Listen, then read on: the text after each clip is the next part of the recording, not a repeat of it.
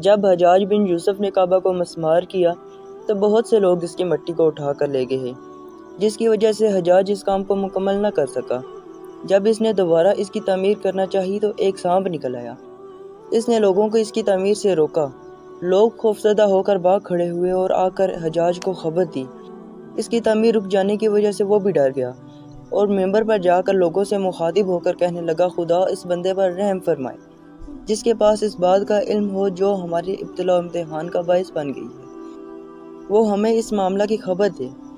راوی کا بیان ہے کہ یہ سن کر ایک بوڑھا آدمی کھڑا ہوا اور کہنے لگا، اس کا علم اگر ہوا تو انہی کے پاس ہوگا جنہیں میں نے کعبہ میں آتے جاتے دیکھا ہے۔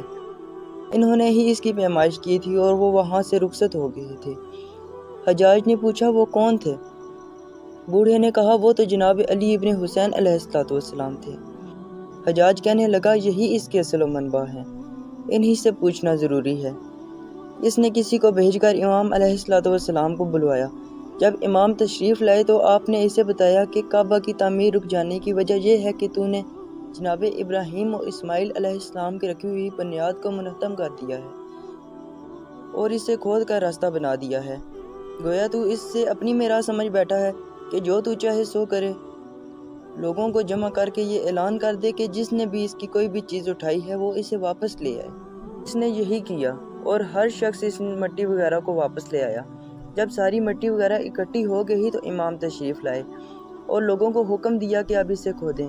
جب انہوں نے کھدائی شروع کی تو سانپ وہاں سے غائب ہو چکا تھا۔ انہوں نے کھدائی جاری رکھی اور جب بنیاد تک کھدائی ہو گئی تو امام علیہ السلام نے کھدائی سے روک دیا۔ جب لوگ وہاں سے ہٹ گئے تو امام علیہ السلام اس جگہ کے قریب آئے اور اس پر ایک کپڑا ڈال کر گریہ فرمانے لگے۔